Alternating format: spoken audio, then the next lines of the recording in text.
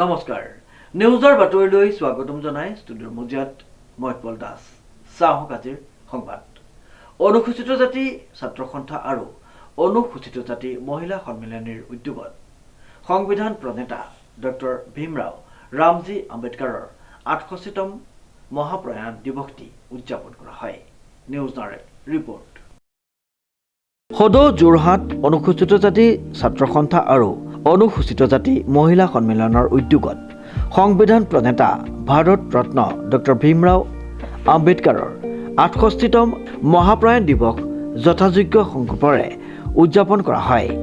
উক্ত দিৱসৰ উপলক্ষে যোৰহাটৰ আয়ুক্ত কাৰ্যালয়ৰ চৌহদত অৱস্থিত ডক্টৰ ভীমৰাও আম্বেদকাৰৰ প্ৰতিমূৰ্তিত পুষ্পাঞ্জলি অৰ্পণৰ লগতে বন্তি প্ৰজ্বলন কৰি এক শ্ৰদ্ধাঞ্জলি অনুষ্ঠানৰ আয়োজন কৰা হয়।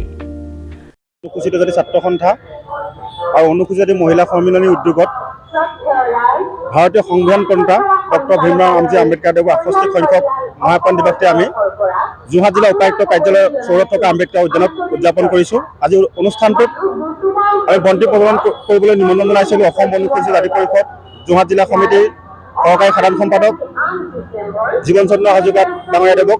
তেখেতে এই মহান ব্যক্তিজনৰ প্ৰতিমূৰ্তিৰ সন্মুখত বন্তি প্ৰজ্বলন কৰিছিলে আৰু তেখেতৰ প্ৰতিমূৰ্তিত মাল্যাৰ্পণ কৰিবলৈ আমি নিমন্ত্ৰণ জনাইছিলোঁ যোৰহাট জিলাৰ শ্ৰেষ্ঠ কৰ্মচাৰী বঁটাপ্ৰাপক উপায়ুক্ত কাৰ্যালয়ৰ শ্ৰীযুত সৰুপাই দাস ডাঙৰীয়া।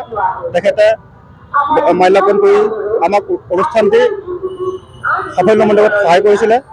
আজি আমি এই উদ্যানখনত আহি আজি তেখেতৰ ৬৮ সংখ্যক মহাপ্ৰয়াণ দিৱসটোত আমি এই অনুষ্ঠানটো আয়োজন কৰি আমি বৰ দুখ প্ৰকাশ কৰিছোঁ, যিহেতু এই আম্বেদকাৰ উদ্যানখনৰ চাৰিওকাষে অবৈধভাৱে বহুতো দোকান বহি পৰিছে, যাৰ কাৰণে আম্বেদকাৰ উদ্যানখনিক সৌন্দৰ্যতা হানি হৈছে।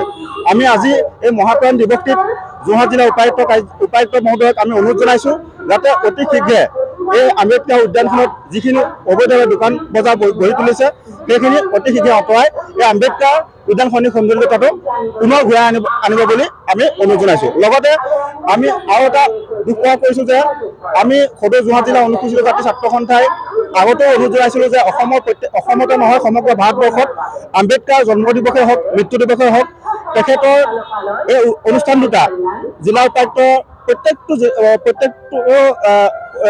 প্ৰত্যেকখন জিলাৰ উপায়ুক্ত মহোদয়ে উদযাপন কৰিব লাগে বুলি আমি অনুৰোধ জনাইছিলোঁ। কিন্তু আজিৰ তাৰিখতো আজি যোৰহাটতে এই অনুষ্ঠানটি আম্বেদকাৰ উদ্যানখনিত যোৰহাট জিলা উপায়ুক্ত কাৰ্যালয় চৌহদত থকাৰ পিছতো প্ৰশাসনিকভাৱে এগছি বন্তি প্ৰজ্বলন কৰাত আমি দুখ প্ৰকাশ কৰিছোঁ। ধন্যবাদ। উক্ত অনুষ্ঠানত ডক্টৰ ভীমৰাও আম্বেদকাৰৰ জন্মজীৱনৰ আৰু তেওঁৰ অৱদানৰ ওপৰত বক্তাসকলে পৰ্যালোচনা কৰে। বক্তাসকলে আম্বেদকাৰৰ সামাজিক ন্যায় শিক্ষা আৰু সাম্যবাদৰ ওপৰত দিয়া দিশ নিৰ্দেশকৰ কথা উল্লেখ কৰি তেওঁক ভাৰতৰ পুনৰ নিৰ্মাণৰ অন্যতম স্তম্ভ বুলি অভিহিত কৰে। অনুষ্ঠানত কেইবাগৰাকীও বিশিষ্ট ব্যক্তি যুৱকসকল আৰু মহিলা সন্থাৰ সদস্যসকলে অংশগ্ৰহণ কৰে। ডক্টৰ আম্বেদকাৰৰ মূৰ্তিৰ সন্মুখত সমূহ উপস্থিত হৈ ১ মিনিটৰ নীৰৱ প্ৰাৰ্থনা কৰে। লগতে বক্তাসকলে আম্বেদকাৰৰ দৰ্শন আৰু মানৱাধিকাৰ সম্পৰ্কীয় দিশৰ ওপৰত আলোচনা কৰি নতুন প্ৰজন্মক তেওঁৰ আদৰ্শ অনুসৰণ কৰাৰ আহ্বান জনায়।